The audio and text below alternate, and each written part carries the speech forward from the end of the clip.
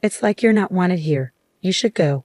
Even though my brother said mean things to me, my sister-in-law sitting next to me quietly squinted her eyes and smiled, enjoying my surprised face. When I looked at our mother, who I lived with for a long time, she sadly said, "Living with your brother and his wife, who went to a really good university and works at a top company, seems better than living with you, Linda. You always stay inside the house," she said calmly. My mother, sister-in-law, and brother didn't seem to realize how much I've helped with money and worked for our family. Even though it hurt, I said, "Okay, I'll go. Don't ask me for help again," and started packing my things. She watched me and sarcastically said with a smug smile, "Giving up so easily, Linda? But nobody knows who will have a harder time in the future. Ignoring this could cause problems. My name's Linda, and I've done really well with online businesses. My journey here was unexpected.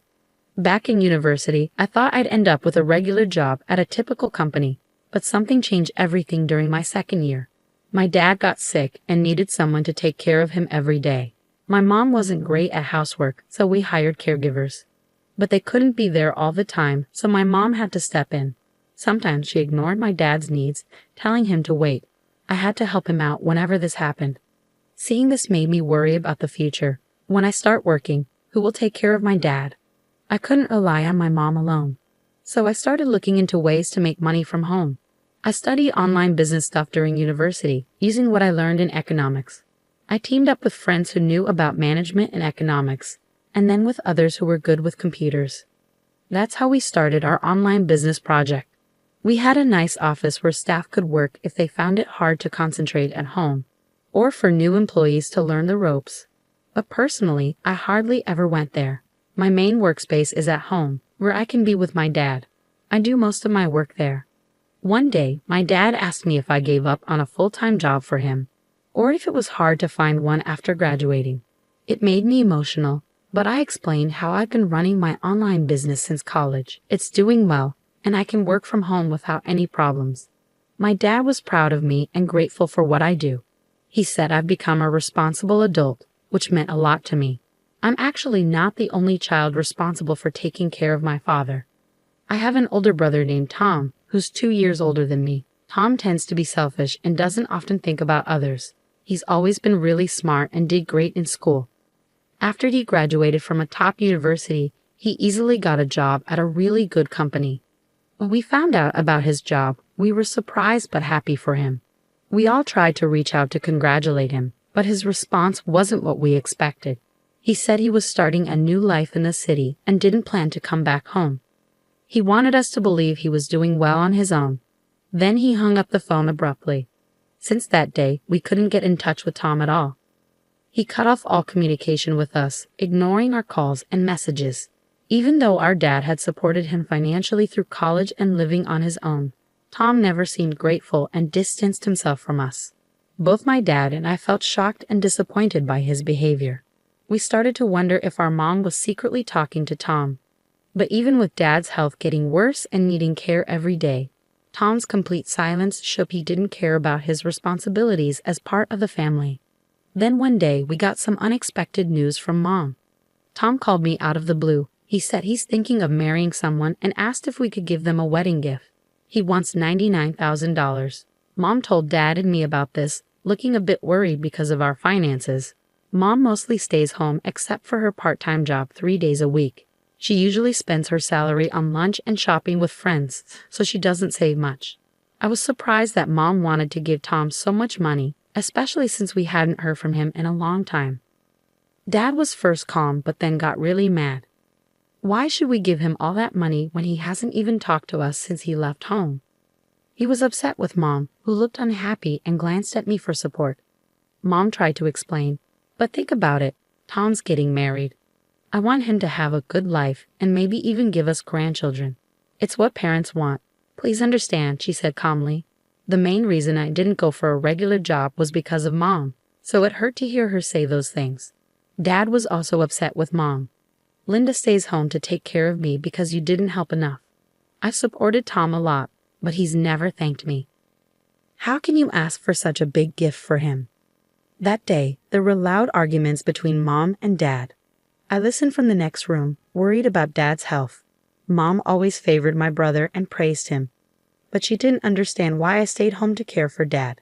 It made me really sad. After Mom left to go out for dinner, Dad said to me, "Linda, thank you for always being here for me." "It's okay, Dad. I've known for a long time that Mom favors Tom. I'm used to it. I know I've asked a lot of you. I wish I could do more to help you. Dad, you've done so much for me. You've supported my education and always encouraged me.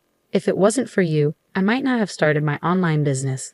My father's smile brought me some comfort, but I couldn't understand why Mom, who had such a caring father, acted so selfishly. And my brother, who hadn't talked to us for years, suddenly asking for a big wedding gift was hard to swallow. But the most shocking thing happened shortly after. One morning, I found my father wasn't moving. I called an ambulance, but it was too late. He had passed away. Many people came to his funeral to pay their respects, showing how lucky he was.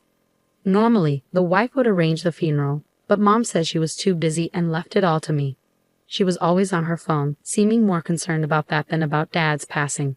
I felt angry and unsupported. I focused on arranging the funeral to give Dad a proper send-off. Then something surprising happened. My brother showed up at the funeral with a woman in a flashy dress. He was dressed casually, which wasn't right for the occasion. Everyone was shocked, but Mom greeted him with a smile. "I'm glad you're here, Tom. Now your father's inheritance will be ours," Mom boldly stated. The atmosphere in the hall changed completely after Mom's sudden statement. Everyone was shocked and confused. Honestly, I don't think Linda should expect any inheritance. She's been at home taking care of Dad, Tom said loudly with a hint of sarcasm. I was surprised and sighed deeply. He must have known about our family situation and Dad's help from Mom. But Mom seemed to ignore the fact that I contributed a lot to our family's finances and whether there was actually any inheritance from Dad, who needed care. Dad used to have a good job, but making such comments at a funeral was disrespectful. The funeral felt gloomy and tense. "Should we leave now, Tom? We'll get the inheritance anyway," Mom said, pulling on his arm. As soon as I saw the woman with my brother, I knew she was his wife. She had a similar vibe to Tom, and I figured she must have a personality like his to marry him. I wished they would leave soon. Surprisingly, even Mom seemed to agree with them. "Shall we go get sushi?" she said, and the three of them left. Other relatives were also surprised. Some spoke out in shock, but I suggested, "Let's stay composed for Dad's sake." I kept my irritation to myself and carried on with the funeral. Returning home, I found a messy dining table with 3 boxes of sushi, likely ordered for delivery. From the living room came the sound of voices and laughter. Mom, Tom, and his wife Jessica were having a good time, drinking. "Hey, you're late, Linda. Can you make some snacks and grab more alcohol?" my brother asked. I was shocked by their insensitivity, especially during Dad's funeral. It seemed they didn't realize their behavior was wrong, even with the shocked looks from other relatives. Mom, who should have corrected them, was joining in their laughter, making me feel justified in staying. I wondered if they would have even bothered with a proper funeral if I wasn't there. So I told them, "There's no inheritance for you." I refused to get more drinks or snacks for them. Tom, now drunk, got upset. "What do you mean, Linda? You've always been at home, causing trouble for Dad. It's only fair we use his assets." Considering that Tom relied on Dad for all his college expenses, I couldn't understand why he felt entitled to Dad's assets. It frustrated me to see him act like he didn't owe Dad anything. "Isn't this house Dad's?" Tom asked. "As the eldest son, it should be mine. Why is Linda, who does nothing all day, living here?" Mom and Tom seemed to agree. The warmth Mom used to have for me was gone. "This house is mine," Tom said firmly. "I want Linda out." His wife didn't seem bothered by this. Mom spoke next. "I feel more comfortable living with my son and his wife, who have done well in life, than with you, Linda." They didn't realize how much I contributed to the house. I felt sad and disappointed. I sighed and decided to speak up. "I'll leave. Please don't ask anything of me anymore." As I packed my things in my room, I heard my sister-in-law mocking me. "She's really poor, don't you think?" They all laughed at me, but I just smiled bitterly to myself. Yes, right now, I might seem like the most miserable one. But there's something they don't know. This house has been legally mine since Dad was alive. He entrusted it to me. Even though Mom still lives here and might say she spent most of her life here, legally, it's mine. However, seeing her cold behavior during Dad's funeral made me think about what to do with the house. I felt tired of our relationship and saw her presence as a burden. Living alone in this big house would be lonely, and maintaining it would be hard, so I decided to sell it. Seeing Mom and my brother's family enjoying my situation without knowing my decision made me feel pity for them. Expecting inheritance from Dad seems ridiculous to me. Before my mom got sick, she had a stable income. But when her health declined, she couldn't work anymore. So she used her savings to hire someone to help her every day.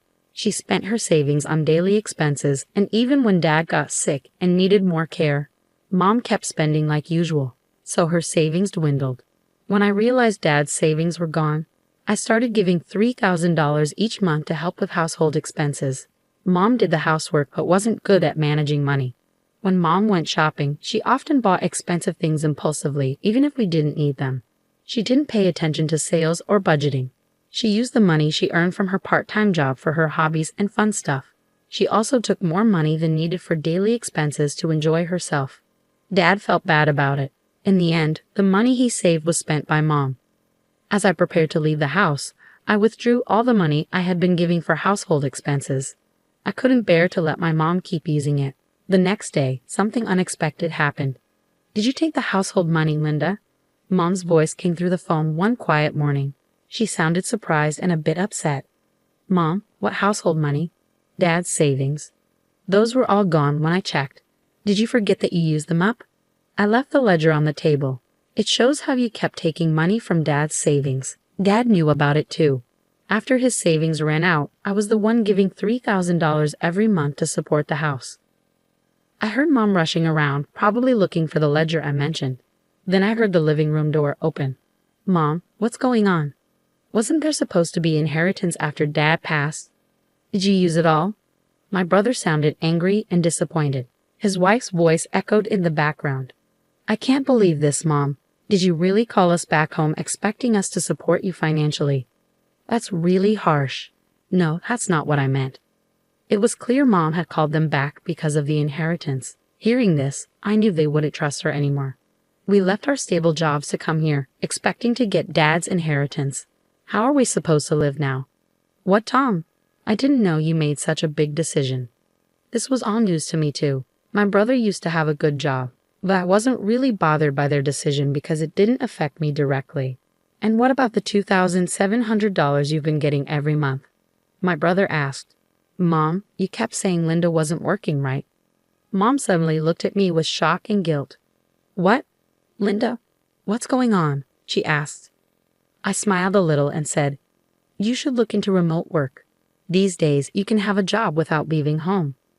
I never told them about my successful online business. I knew if they knew, they'd start relying on me. Worse, they might interfere with my business. "Please come back. Let's be a family again." Mom's voice was small, as if she hadn't blamed me at all. But I had no intention of going back. "Mom, you just want to rely on my money, right?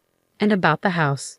While Dad was alive, I took over ownership because of the property taxes. It's mine now. I don't plan to live there anymore, so I asked my uncle, who runs a real estate agency, to sell it.